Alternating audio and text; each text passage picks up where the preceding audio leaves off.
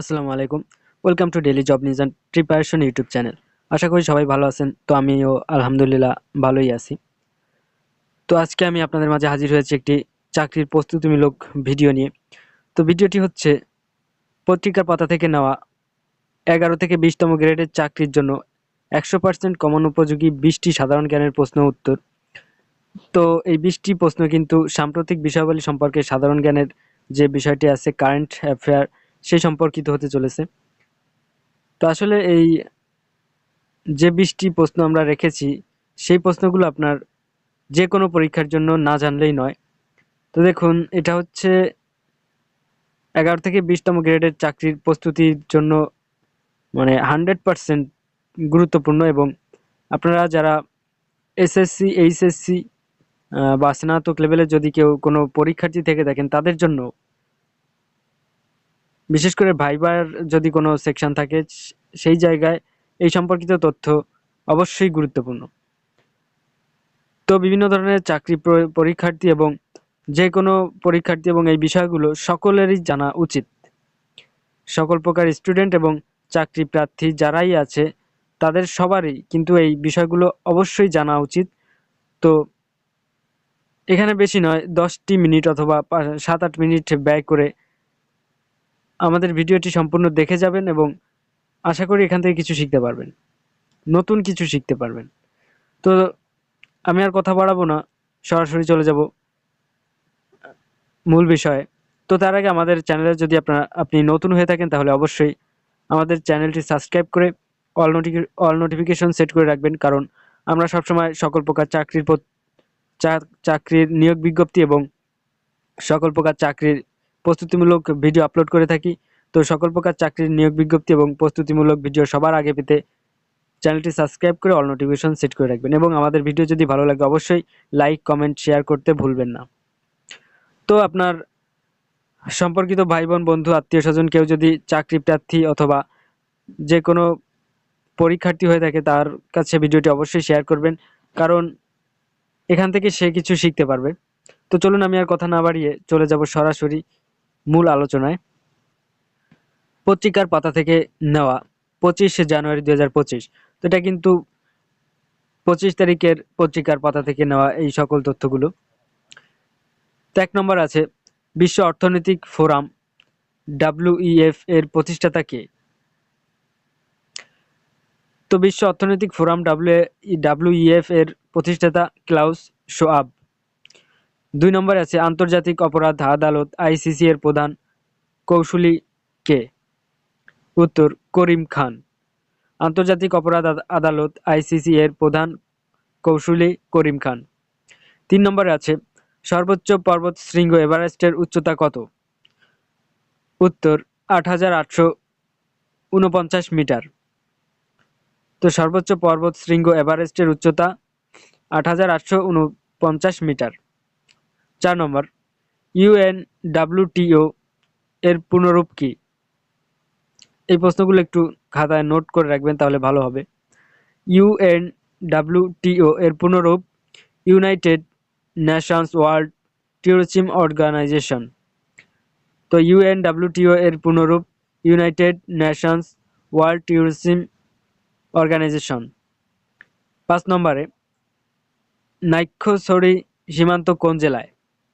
নাইক্ষ্যংছড়ি সীমান্ত বান্দরবান জেলায় অবস্থিত।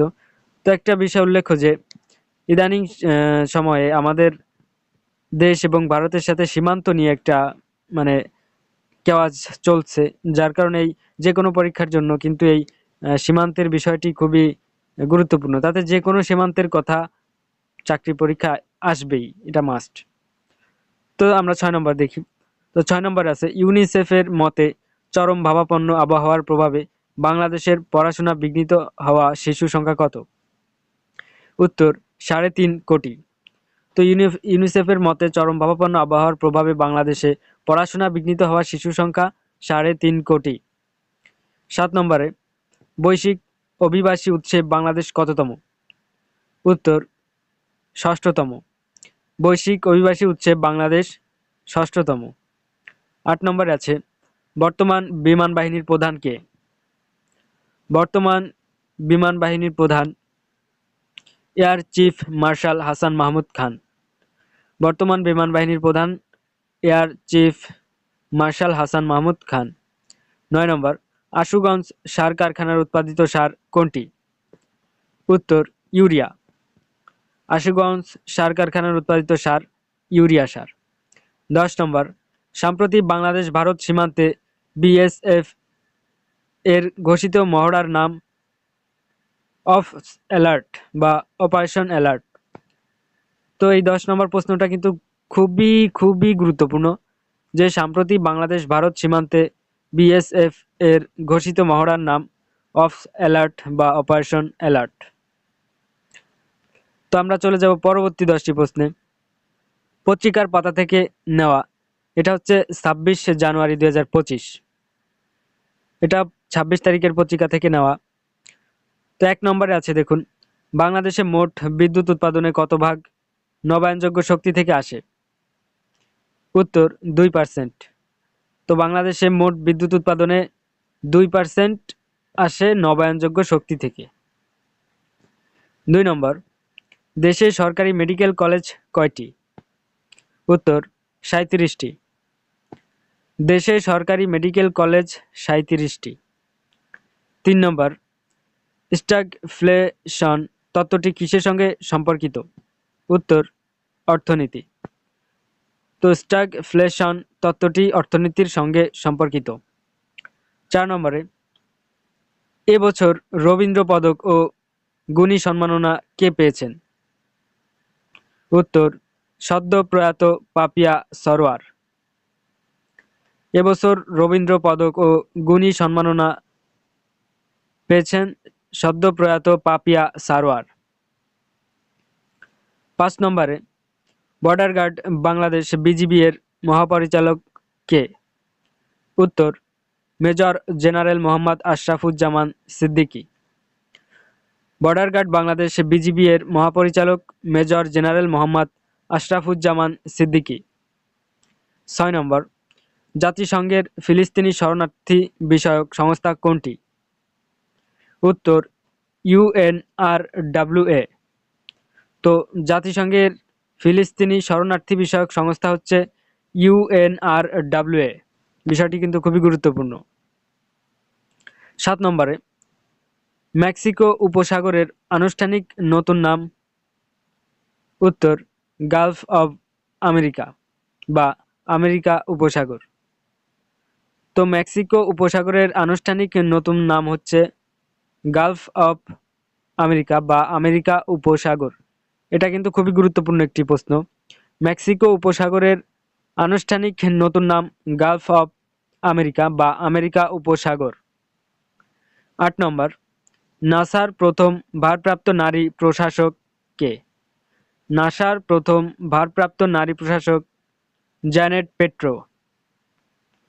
নাসার প্রথম ভারপ্রাপ্ত নারী প্রশাসক জ্যানেট পেট্রো। 9 নম্বরে, মুক্তিযুদ্ধ নৌবাহিনী কোন সেক্টরে যুদ্ধ করেছে? উত্তর 10 নম্বর সেক্টরে। মুক্তিযুদ্ধে নৌবাহিনী কোন সেক্টরে যুদ্ধ করেছে? 10 নম্বর সেক্টরে। 10 নম্বর, হাকালুকি হাওর কোন জেলায়? উত্তর মৌলভীবাজার জেলায়।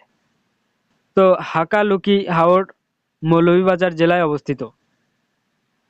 তো ভিউয়ার্স, দেখতেই পাচ্ছেন যে এই যে 20টি প্রশ্ন আমি আপনাদেরকে দেখালাম, এগুলো কিন্তু 100% যে কোনো চাকরি পরীক্ষায় আসার জন্য 100% গুরুত্বপূর্ণ এগুলো।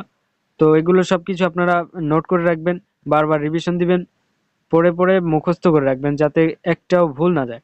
তো ভিউয়ার্স, আজকের ভিডিও এই পর্যন্ত ছিল। দেখা হবে নতুন কোনো ভিডিওতে। সেই পর্যন্ত সবাই সুস্থ থাকুন, ভালো থাকুন, সুস্থ থাকুন এবং আমাদের এই ভিডিওটি ভালো লাগলে অবশ্যই একটি লাইক করবেন এবং ভিডিওটি কেমন লাগলো সেটা অবশ্যই কমেন্টে জানাবেন। এবং আপনার ভাই বোন বন্ধু আত্মীয় স্বজন কেউ যদি চাকরি প্রার্থী অথবা কোনো শিক্ষার্থী হয়ে থাকে তাহলে তার কাছে অবশ্যই ভিডিওটি শেয়ার করবেন, তার অনেক উপকার হবে। তো যাই হোক বন্ধুরা, আজকে এখানেই বিদায় নিচ্ছি। আল্লাহ হাফেজ। আসসালামু আলাইকুম।